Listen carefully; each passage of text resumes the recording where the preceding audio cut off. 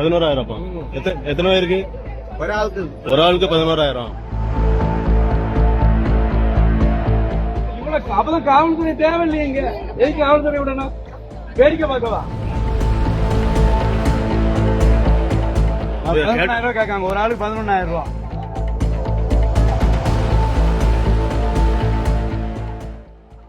திருச்செந்தூர் முருகன் கோயிலில் சுவாமி தரிசனத்துக்கு செல்ல கேரள பக்தர்களிடம் தலா 11,000 ரூபாய் பணம் கேட்டதால் அவர்கள் வாக்குவாதத்தில் ஈடுபட்டனர்.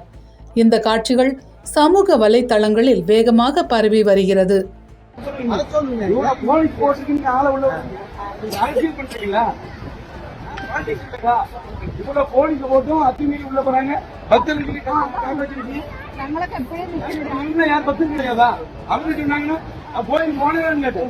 கோயில் முதல் போட்டுக்கிட்டீங்களா?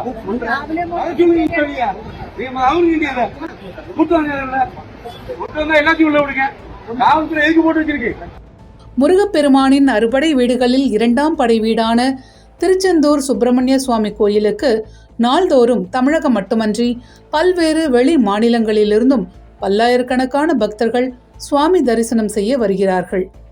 கோயிலில் 100 ரூபாய் கட்டண தரிசனம், பொது தரிசனம் மற்றும் மூத்த குடிமக்கள் தரிசனம் என 3 வரிசைகளில் சுவாமி தரிசனம் செய்ய பக்தர்கள் அனுமதிக்கப்படுகிறார்கள். இந்நிலையில் கேரளாவிலிருந்து சுவாமி தரிசனம் செய்ய வந்த ஒரு குடும்பத்திடம் கோயில் பணியாளர் ஒருவர் சண்முக விலாஸ் மண்டபம் வழியாக தரிசனத்திற்கு அழைத்துச் செல்ல ஒரு பக்தருக்கு தலா 11,000 வீதம் 4 பேருக்கு 44,000 ரூபாய் கேட்டிருக்கிறார். இதனால் ஆத்திரமடைந்த அவர்கள் அங்கிருந்த கோயில் பணியாளர்களிடம் கடும் வாக்குவாதத்தில் ஈடுபட்டனர். கோயிலில் பணியாளர்கள் மற்றும் அர்ச்சகர்கள் நாள்தோறும் பக்தர்களிடம் முறைகேடாக பணம் பெற்றுக்கொண்டு சுவாமி தரிசனத்திற்கு அழைத்துச் செல்வதாக புகார்கள் எழுந்த வண்ணம் உள்ளன.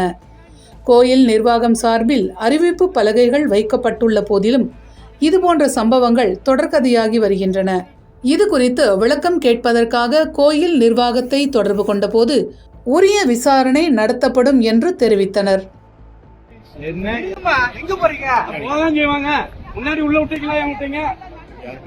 எவ்வளவு சோதிச்சது? 11,000. எத்தனை பேருக்கு? ஒரு ஆளுக்கு 11,000. வாங்க. யார் வாங்கினா 11,000 கேட்காங்க. ஒரு ஆளுக்கு 11,000.